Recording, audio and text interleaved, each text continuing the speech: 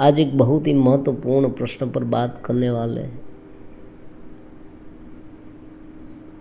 साधक का असंतोष में गिर जाना।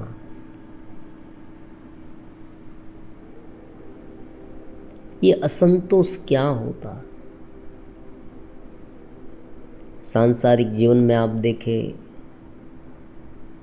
बहुत कुछ होते हुए भी व्यक्ति असंतोष में डूब सकता है। बार बार यही लगेगा कि अभी बाकी है, जो आज मेरे पास है ना वो पर्याप्त नहीं है, मुझे और ज़्यादा चाहिए। ये होता तो अच्छा होता, ये स्थिति होती तो अच्छा होता, मैंने ये किया होता तो अच्छा होता, इतना धन है, इनसे ज़्यादा होता तो अच्छा होता। वास्तव में ये असंतोष है ना, एक वृत्ति है। व्यक्ति को बहुत नवीन लगता है। देखो, जब साधक के जीवन में, जब व्यक्ति के जीवन में ये सब हो रहा है ना, जब मन में चलते विचार चल रहे हैं ना, तब उसे बहुत नवीन लगता है कि मुझे ये हो रहा है, मुझे वो हो रहा है। वो इन विचारों से इतना प्रभावित हो जाता है कि केवल उनके बारे में ही सोचता रहता है। फिर ये जो विचारों के बारे में जो सोचना है ना, वही उसे प्रॉब्लम क्रिएट करती है, वही उसे परेशान कर देती है। ये विचार सरणी उसे परेशान कर देती है। जो विचार, जो असंतोष का भाव है, ये जो हिंसा, क्रोध, प्रतिशोध, ईर्ष्या, ये सब है ना, उनसे ज़्यादा मुझे ये परेशान कर रहे हैं, ये सोच है ना, वो ज़्यादा परेशान करते हैं। ये बहुत महत्वपूर्ण है, समझे। जब सोच कोई भी परेशान करने लगती है, तब जितना उन पर भाव देगी, वो और ज़्यादा गाढ़ी होती जाएगी, और ज़्यादा परेशान करेगी। और जो सोच ये सोच रही है, मतलब जो व्यक्ति ये सोच रहा है, ये सोच जो है ना कि मुझे ये बहुत परेशान कर रही है, ये सोच ही उसे ज़्यादा परेशान कर रही है।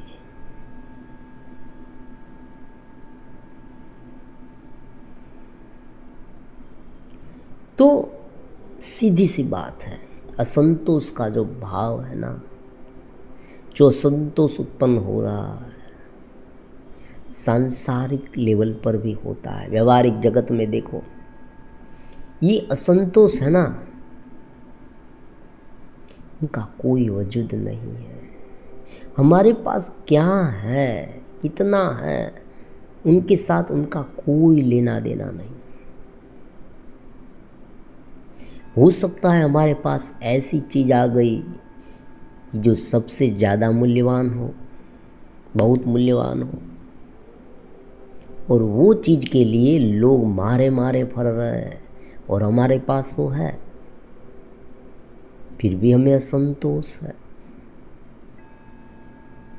फिर भी हमें उनका संतुष्टि नहीं है, उनकी संतुष्टि हमें नहीं है,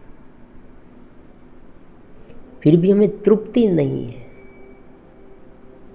फिर भी हमें ये नहीं लगता कि ये चीज़ मेरे पास है, कितना अच्छा है। हे परमात्मा, हे प्रभु, हे अस्तित्व, ये सब कुछ तुमने मुझे दिया है, कितना अच्छा है, ये हमें कभी नहीं लगेगा। और लोग ये मान रहे हैं ये कुछ नया है, ये नया नहीं है। असंतोष एक वृत्ति है, मन की वृत्ति है।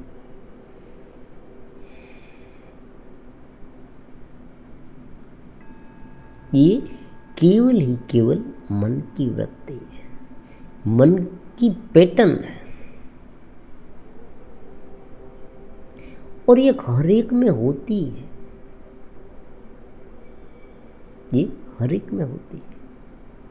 कुछ में ज़्यादा होती है, कुछ में कम, लेकिन होती है।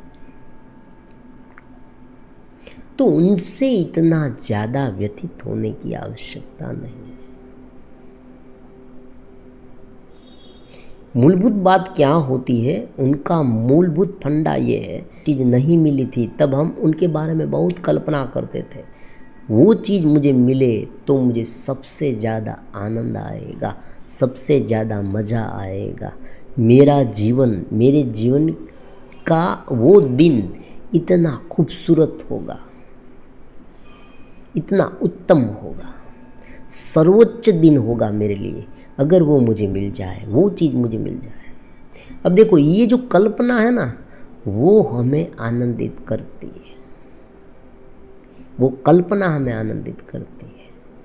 उनके बारे में हम सोचते रहते, बैठे हैं तब सोचते, सोते समय उनके स्वप्न देखते हैं, किसी के साथ बात करते हैं तब भी उनका जिक्र करते हैं कि वो चीज़ मुझे मिल जाए, वो मिल जाए, वो मिल जाए।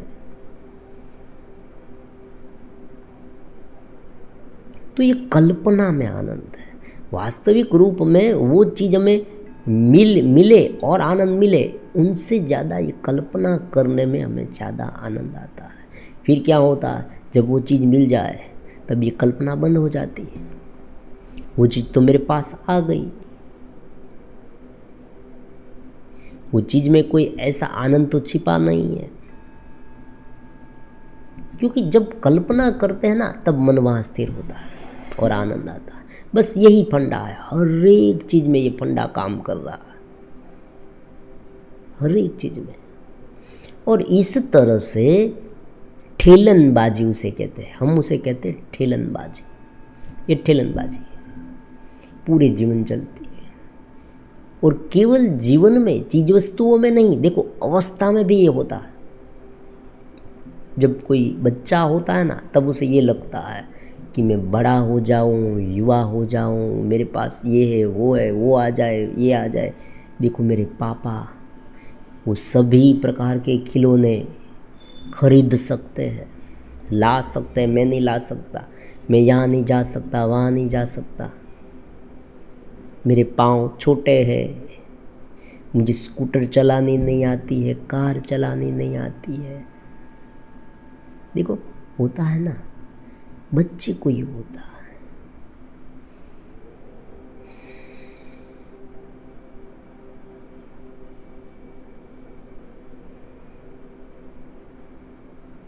जैसे जैसे बच्चा बड़ा होता है, फिर क्या होता है, फिर ये सारी चीज़ वो भूल जाता है और कोई नए झमेले में पड़ जाता है। तब उसे ये लगता है कि इनसे ज़्यादा तो बचपन अच्छा था। मूलभूत बात, कोई व्यक्ति का दोष यहाँ है ही नहीं, साधक का दोष नहीं है। साधना में असंतोष होता है ना, मूल बात पर आते हैं, साधना में असंतोष होता है, वो कोई असंतोष साधना का नहीं है, ये फितरत है मन की। ये बात समझाने की कोशिश कर रहा है। हर एक व्यक्ति में ये हो रहा है, हर एक दिशा में ये हो रहा है, आध्यात्मिक में, राजकीय में। देखो पॉलिटिशियन जो आप कहते हैं, आर्थिक, सामाजिक, सभी जगह पर यही है। बड़े बड़े देश के लेवल पर भी यही होता है। सिद्धांत समझने की आवश्यकता है। अगर सिद्धांत को पूरी तरह से समझ लेंगे तो ये असंतोष पर विजय प्राप्त हो सकेगी। तो अवस्था में भी असंतोष है, कोई चीज़ मिलती है, ना मिलती है, जब मिल जाए तब भी असंतोष है। जब हम कुछ कर सकते हैं, नहीं कर सकते, अगर वो कर सकते थे तो कितना अच्छा होता, वो असंतोष है। तो ये पूरी तरह से एक प्रकार की वृत्ति हो गई। अब यही वृत्ति साधना में होती है। व्यक्ति की फितरत ऐसी होती है कि उसे जो उनके पास नहीं है वो उसे चाहिए। और साधना में सबसे पहले जो भी ये चित्त क्रिया करना चाहता है, चित्त ध्यान करना चाहता है, आत्मा की अनुभूति करना चाहता है, साक्षात्कार करना चाहता है, उसे सबसे पहले ये बात समझनी चाहिए कि साधना का मतलब कुछ पाना नहीं होता, छोड़ना होता है। अध्यात्म में एक बहुत ही सुंदर सा शब्द है, सूत्र है, श्लोक है, नेति नेति। उनका मतलब ये हुआ कि ये नहीं, ये नहीं,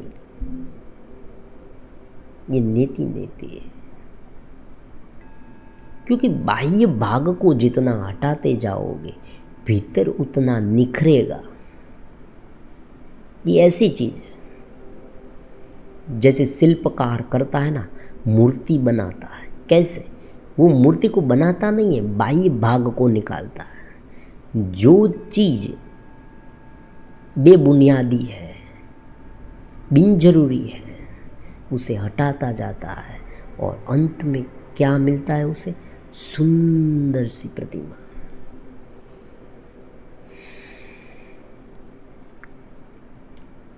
तो अनंत असंतोष की एक विष चक्र में साधक कभी कभी फंस जाता है। अनंत असंतोष का विष चक्र वो कैसा होता है?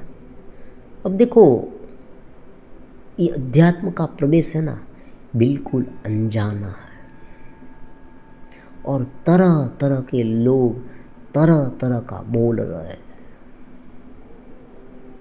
तरह तरह का लिखा हुआ है, तरह तरह का पढ़ा है उसने। क्योंकि आजकल इंफॉर्मेशन की भारी तादाद है।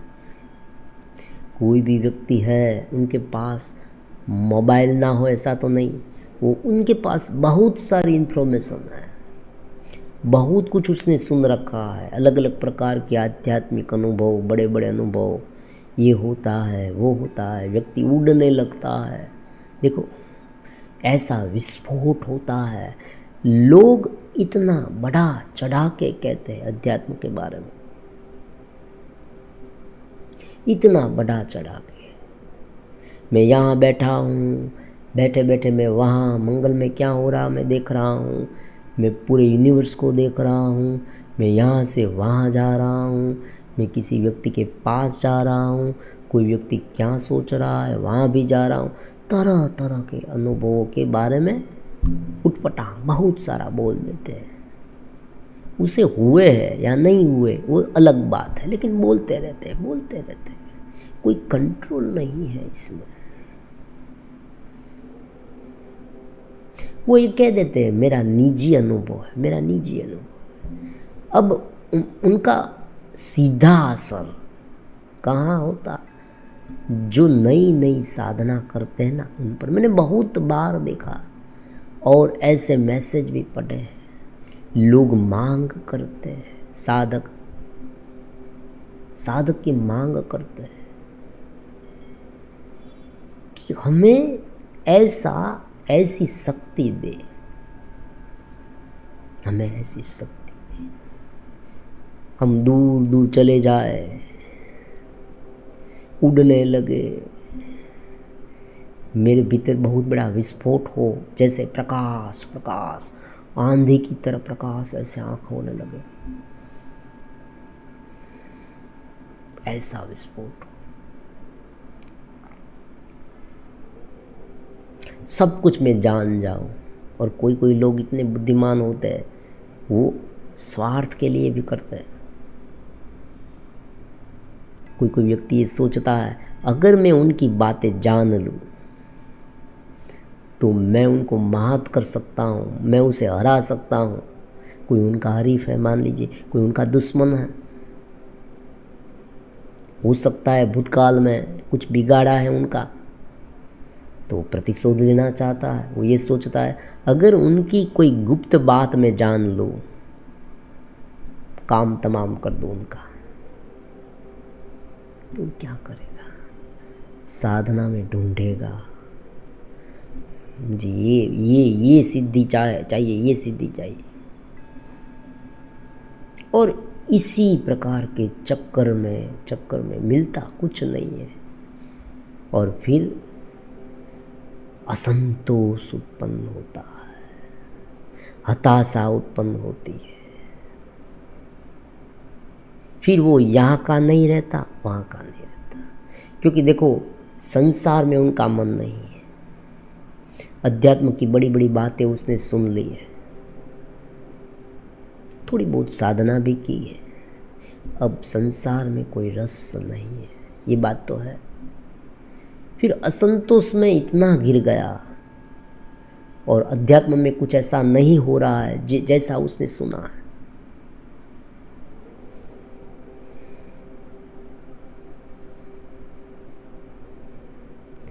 अब यहाँ पर एक मूलभूत बात पहले समझ लें, अगर इस असंतोष में से बाहर निकलना तो सभी प्रकार के जो ये दिव्य अनुभवों की बात है ना, उसे एक और रख दें, उनकी गठरी बांधकर गंगा नदी में फेंक दें। अनुभवों के बारे में मुझे कुछ प्राप्त करना है ना, वो विचार मन से त्याग दें, क्योंकि अध्यात्म प्राप्त करने की बात होती नहीं, नेति नेति की बात होती। ये सिद्धांत इतना बिठा दे अपने दिमाग में, घुसा दे उसे, नेति नेति की बात है, ये नहीं ये नहीं, मुझे ये चाहिए ही नहीं, किसी भी प्रकार के ऐसे अनुभव मुझे नहीं चाहिए।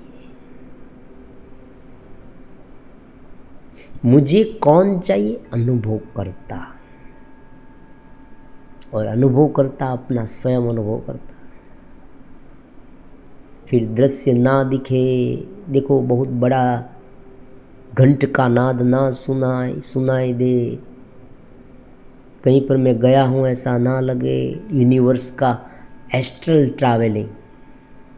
देखो ये सब क्या होता है, ये सब क्या होता है, चुपकिदी से एकदम, जिसे कहते हैं ना खानगी बात है, ये प्राइवेट बात है, ये बता देते हैं, ये मानसिक होता है। अब मैं आपको पूरी बात समझाता हूँ कैसे होता है।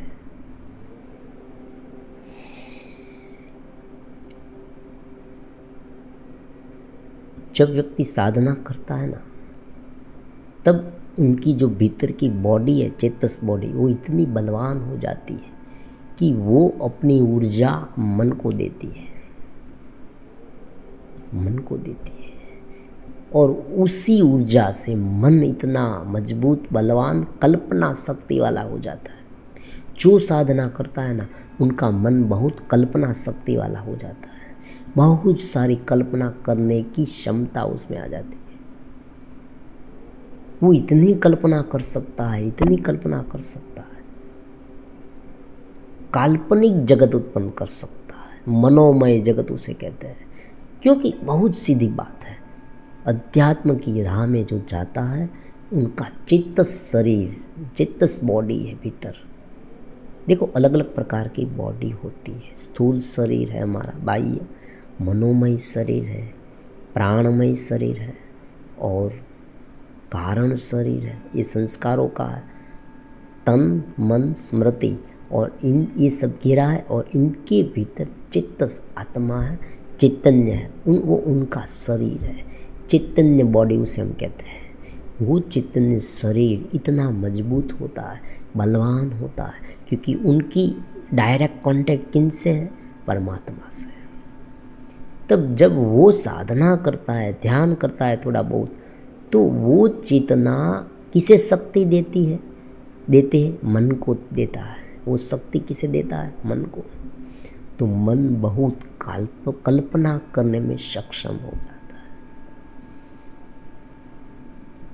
अब देखो यहाँ प्रॉब्लम्स क्या आता है, अगर भीतर चेतस बॉडी है उसमें नहीं रहते हैं, चेतस बॉडी में नहीं रह पाते हैं और मन में चले गए तो काल्पनिक जगत में चले जाएंगे। और काल्पनिक जगत में क्या होता है, मान लीजिए आप रात पर सोए और आपको स्वप्न दिखा। स्वप्न में आपने क्या देखा? स्वप्न में आपने देखा कि मैं बहुत ऐसी जगह पर उड़ रहा हूँ, जा रहा हूँ, ऐसे ऐसे बहुत सारे स्वप्न आपने देखे। मैं हाथी से लड़ाई लड़ रहा हूँ, देखो हाथी से लड़ रहा हूँ, इतना बड़ा हाथी है ना, उस हाथी का पैर मैंने पकड़ रखा है, मेरे में इतनी क्षमता है। हाथी मुझसे अपना पैर छुड़ा नहीं सकता, इतनी क्षमता मुझ में आ गई है, हाथी को पकड़ रखा है मैंने। ये सब कुछ है ना मनोमय है, मन से बनाया हुआ। लेकिन ये वास्तविक लगने लगता है, ये बहुत नवीनतम है, ये वास्तविक लगता है। जिसने साधना नहीं की है ना, वो जब स्वप्न देखता है तब स्वप्न में चला जाता है, अवचेतन माइंड में चला जाता है। देखो इनका डिफरेंस समझे, अगर ये डिफरेंस समझ में आ जाएगा ना तो हम कल्पना को समझ जाएंगे। ये कल्पना है और ये हमें रोकती है। देखो जो अवचेतन माइंड में जिसने साधना नहीं की है वो अवचेतन माइंड में चला जाता है और वो मूढ़ता में जाता है। देखो इस तंद्रा में आ जाता है, सोचते सोचते ऐसे नींद आने लगते हैं। लेकिन जिसने साधना की है ना, उनकी कल्पना जागृति में भी रहती है और उसे हूबहू वही दिखाई देता है जो वो कल्पना करता है। ये जगत बाह्य है ना, वो भी कल्पना ही है। हाँ कल्पना है, क्योंकि ये भी मन से दिखाई देता है। कोई व्यक्ति को एनेस्थीसिया दिया जाए, वो कोमा में चला गया, तो जगत होते हुए भी उसे नहीं दिखाई देता। तो ये खोपड़ी है हमारी, ये खोपड़ी, इसमें जो माइंड है ना, उसमें जो तरल पदार्थ है, उसमें सब कुछ है, उनसे ये दिखाई देता है ये पूरा जगत। क्योंकि देखो बहुत सीधी सी बात है कि हम जो देख रहे हैं, जो सुन रहे हैं, वो पहले हमने सुना है, देखा है। उनके बारे में बता सकते हैं हम। मान लीजिए कोई अलग प्रकार की लैंग्वेज है, मान लीजिए हमारे हाथ में चाइनीज़ बुक आ गई, तो उसमें क्या लिखा है वो हमें पता नहीं चलता।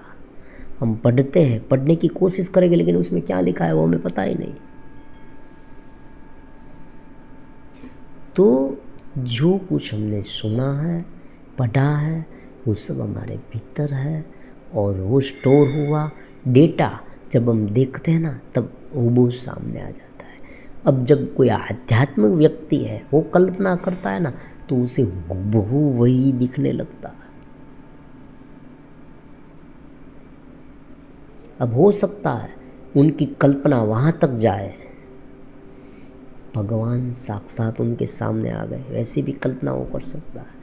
और उनमें कोई बुरी बात नहीं कल्पना करना, लेकिन उनकी कल्पना हूबहू हम करें, ये प्रॉब्लम्स है। ये कल्पना अपने आप होती है तो कोई प्रॉब्लम्स नहीं है। समझे, आप आध्यात्मिक राह पर जा रहे हैं, आप भीतर स्थिर है, चेतना में धीरे धीरे साधना कर रहे हैं, चित्त बॉडी को विकसित कर रहे हैं, तब आपको अपने आप कोई दृश्य दिखा, कोई प्रॉब्लम नहीं। धीरे धीरे उन पर ध्यान मत दे, वो धीरे धीरे बंद हो जाएगा और आप चेतना में इनसे भी आगे बढ़ेंगे, इनसे भी आगे बढ़ेंगे। वहाँ आप रुक नहीं जाएगी, आपकी साधना वहाँ रुक नहीं जाएगी, क्योंकि ये ऑब्स्टेकल है। जितने भी दृश्य दिख रहे हैं ना, वो ऑब्स्टेकल है, वहाँ रुक मत जाना। मान लीजिए कुछ सिद्धि मिली आपको, वहाँ भी मत रुक जाना। ये अनुभव से कह रहे हैं, कोई मिला है तो उसे हटा दे जाना, उन पर ध्यान मत दे, आगे जाना, भीतर जा। आगे जाना मतलब भीतर जाना, और गहरा में शांत होकर। तो अपने आप जो उत्पन्न हुआ उनके बारे में कोई दिक्कत नहीं है। दिक्कत क्या आती है?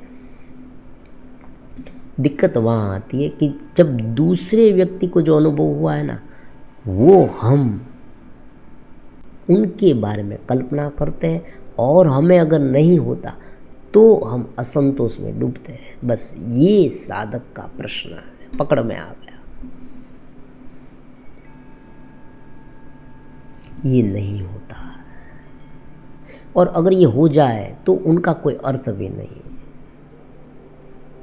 एक सीधी सी बात है, मान लीजिए इसीलिए मैं अपने अनुभव बहुत नहीं कहता, शेयर नहीं करता, क्योंकि बहुत सारे लोग साधक ऐसे हैं कि जो मेरे अनुभव के बारे में जानकर वो स्वयं अपने में ये अनुभव ढूंढने लगेंगे।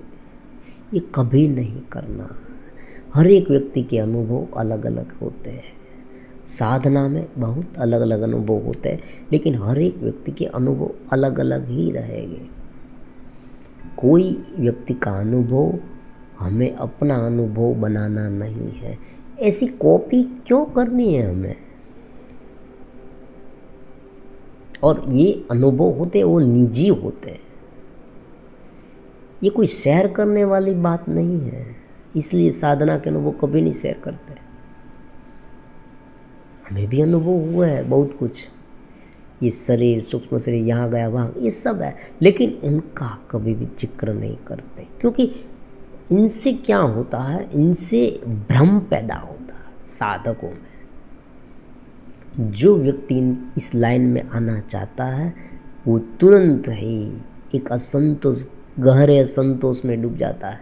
अब देखो ये कैसे होता है।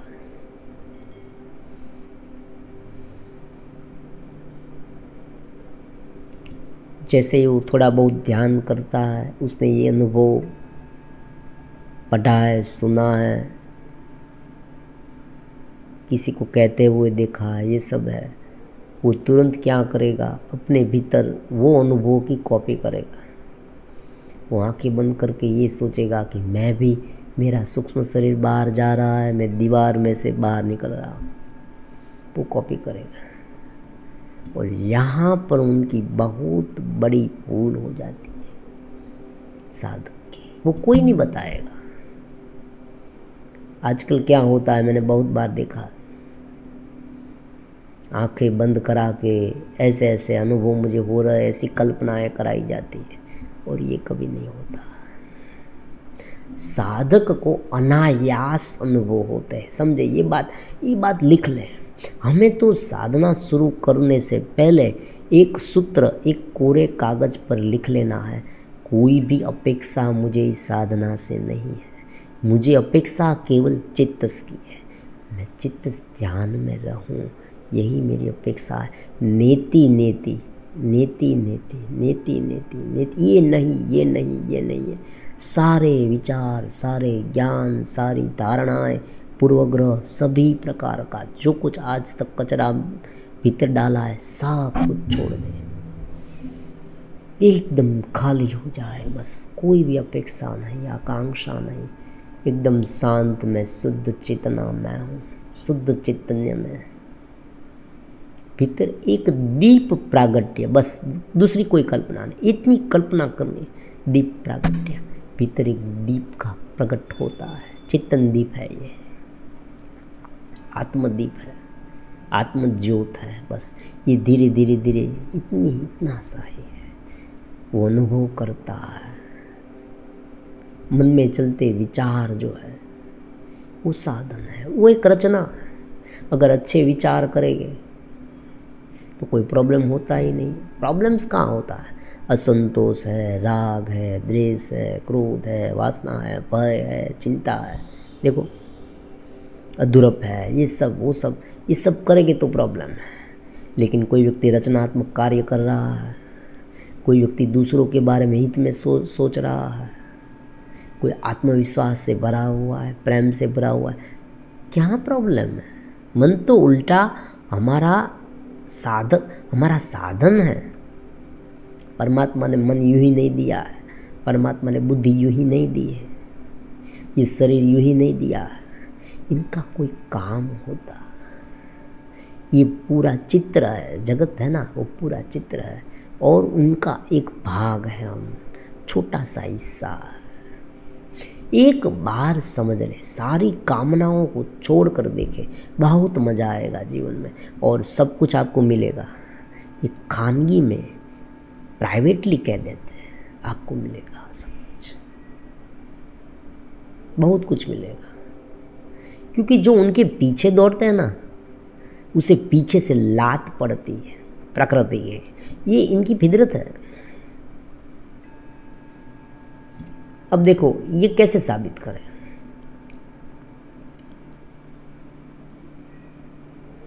मान लीजिए कोई व्यक्ति नया साधु बना, नया साधु, और वो हर एक व्यक्ति के पास बहुत पैसे मांगने लगा, तो लोग उसे नहीं देंगे ही नहीं। नहीं देगी। वो कहेगा ये तो लालचू है। लेकिन वो अगर मन में ये बिठा दें और वास्तविक रूप में उसे उनकी कोई कामना नहीं है कि मुझे नहीं चाहिए, ऐसा मानकर एक जगह पर बैठ जाए और कोई देता है तो वो मना कर देता है और 100% उनके पास इतने सारा पैसा आएगा, लोग उसे बहुत देंगे। ये प्रकृति का नियम है। जिनके पीछे हम दौड़ेंगे ना वो कभी नहीं मिलेगा। तो साधना में भी यही है। दूसरों के अनुभव अगर हम सुन कर अपने में लागू करने की कोशिश करेंगे तो कल्पना में गिर जाएंगे। ये बात इतनी सटीक है, समझे। व्यक्ति कल्पना से सोचेगा। ये आजकल चक्र जागृत कराए जाते हैं, ये सब कल्पना है। अपने आप होगा, अपने आप होगा। कल्पना से ये धीरे धीरे ऊपर आया, ऊपर आया, ऊपर आया, ऊपर हा। अब ये देखो नाभि तक पहुंचा, हा। अब देखो हृदय तक पहुंचा, हा, पहुंचा। अब देखो ये पहुंचा। अब देखो यहाँ पर, यहाँ दोनों नेत्र के बीच पहुंचा। अब हा सा अब मैं मुक्त हो गया। हाँ, ऐसी बात होती। ये मानसिक नहीं है। तो कैसे करना? केवल शांत होकर जो मन में चलते विचार है उसे छोड़ दें। सभी आकांक्षाओं को छोड़े, सभी प्रकार की कामनाओं को छोड़े, जो कुछ आज सोच रखा है उसे छोड़े, खाली होते जाए और एकदम कामना शून्य होते जाए। हे प्रभु, मुझे आपसे कुछ नहीं चाहिए। यही होना चाहिए। असंतोष कब होता है? जब चाहत होती है, जब आकांक्षा होती है, मुझे कुछ चाहिए ही नहीं, तो असंतोष कैसा? मुझे मेरे चित्त शरीर को, भीतर को ही विकसित करना है, उसमें ही रहना। और आप ये भी कहेंगे कि ये तो कामना हुई ना। हाँ, ये कामना है, लेकिन ये कामना में कोई ऐसे अनुभव नहीं है, इसलिए कोई परेशानी नहीं। यहाँ तो छोड़ना है, यहाँ तो समझना, यहाँ तो साधन मान के बर्ताव करना। यहाँ कोई ऐसी बात तो नहीं कि उसे पाना है। चित्त में रहना ये कामना हो सकती है। चित्त को विकसित करना इतनी कामना है। ये चैतन्य बॉडी है भीतर। 2 प्रकार के ध्यान होते हैं, बार बार कहते हैं। एक जगह पर बैठ कर, वो देखो, ध्यान करना एक जगह पर, उनका मतलब भी ये नहीं है कि हमें इस तरह से ध्यान करना है, बैठकर इतना बड़ा प्रयास करना है, ऐसा कुछ। बस अपने आप को समर्पित कर शांत हो जाए। कोई भी प्रकार की कामनाओं, इच्छाओं, जो हो रहा है सब कुछ जीवन में, वो उनका ही है, अस्तित्व का है। कोई भी विचार मुझे परेशान नहीं कर रहा है। अब उस परेशान करने वाले विचार को गहराई से समझ लें कि वो विचार मन के हैं और उनके बारे में भी नहीं। जब आप रिलैक्स हो जाएंगे, वास्तविक रूप में ले लें, तब अपने आप चित्त में होते जाएगी। फिर धीरे धीरे ये चित्त विकसित होता जाएगा। उनकी कल्पना नहीं करनी पड़ेगी और तब जो आपको अनुभव होगे ना, वो आपके अनुभव होंगे। किसी और व्यक्ति का शब्द सुन कर कल्पना करेंगे और अगर वो अनुभव आपको नहीं होगे तो आपको असंतोष होगा। और ये असंतोष कहाँ होता है? मन में होता है। तब असंतोष की वृत्ति चेतस को बाहर निकलने नहीं देगी। अब देखो, सीधी सी बात बता दी, असंतोष की वृत्ति चेतस को बाहर निकलने नहीं देगी। असंतोष तो उनका मतलब तो ये हो गया कि हाँ, आप सही समझे, वही हो गया। उनका मतलब ये हो गया कि मन है ना, मन उनकी माया में हम आ गए, परमात्मा की माया में आ गए। यहाँ प्रॉब्लम क्यों है समझे? यहाँ प्रॉब्लम इसलिए है कि जो सोच रहा है ना उसे ही जानना। अब वो जानने वाला सोच में डूब जाए तो हम उसे कैसे जानेंगे? क्योंकि हमें अपने आप को जानना है।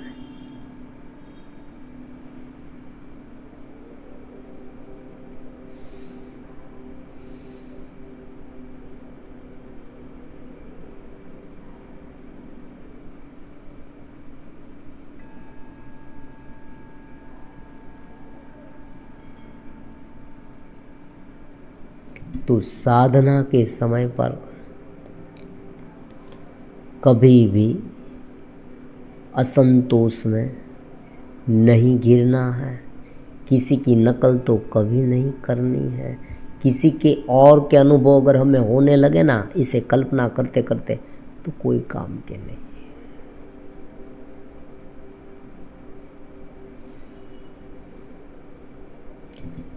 आज तक जितने महापुरुष हो गए हैं उसने जो अलग अलग प्रकार की ग्रंथों की रचना की है वो उनके अनुभव है। अब देखो क्या होता है यहाँ पर, ऐसा क्यों होता है, ऐसे ग्रंथों की रचना ये सब। अब ये उनकी साधना हो जाती है। सब कुछ वो छोड़कर, मनोवृत्तियों को त्याग कर, अपने विचारों को त्याग कर, मतलब त्याग कर मतलब वो काम करते हैं थोड़ा बहुत ये सब अलग है, लेकिन जो कामनाएं उनकी होती है ना वो सब त्याग कर वो जब अपने स्वरूप में एक रूप होने लगते हैं तब एक प्रकार की प्रज्ञा उत्पन्न होती है, ज्ञान उत्पन्न होता है और वो सरल तरीके से या तो बोलते हैं या लिख लेते हैं। उन्हें ऐसी कोई पड़ी नहीं होती है देखो कि मैं ये लिखूं वो लिखूं ये करूं वो करूं, ऐसा सोच अब ये लिखूं अब ये लिखूं, ऐसी बात नहीं होती। सहज रूप से उनके मुख से वाणी निकल कर आती है और ये वाणी उन लोगों के लिए काम आती है जिनको केवल ही केवल थोड़ा बहुत शांति से जीना है, थोड़ा बहुत गहरी साधना नहीं करनी है, उसे पवित्रता से जीना है, जीवन में जैसा चलता है वैसा चलने देना और शांति से जीवन जीते वो उसे थोड़ा आनंद देती है। लेकिन जिसे गहरी आध्यात्मिक साधना करनी है ना उसे तो स्वयं जानना पड़ेगा तो ही उसे काम आएगा। वो उनकी बातें सुन सुनकर अगर वो कल्पना करता, इसलिए आप देखें इतने सारे शास्त्र होते हुए भी आत्मज्ञान नहीं होता है, क्योंकि ये आत्मज्ञान व्यक्ति की अपनी बात होती है, निजी बात होती है और यहाँ पर केवल मार्ग दिखाया जाता है कि ऐसे इस मार्ग को पर आगे बढ़ो। कल्पना नहीं दिखाई जाती, हम कभी कल्पनाएं नहीं दिखाते हैं। हम केवल ये कहते हैं कि तुम स्वयं चेतना हो और तुम्हें उस चेतना में रहना है, तुम्हें नेति नेति कर कर सब कुछ छोड़ते जाना है, उसमें नहीं गिरना है। तो धीरे धीरे अपने आप एक प्रकार का नया चित्र उत्पन्न होगा। आपके भीतर जो चित्र उत्पन्न होगा ना वो भी नया होगा, हर एक के भीतर चित्र नया ही होगा। मेरा चित्र जो है वो अगर आप सुन लेंगे और आप हूबहू उनकी नकल करने लगेंगे तो वो कोई काम का नहीं है। क्योंकि तब क्या होगा, देखो यहाँ पर एक बहुत ही महत्वपूर्ण, वीडियो थोड़ी लंबी हो जाती है लेकिन देखो ये महत्वपूर्ण बात है यहाँ पर।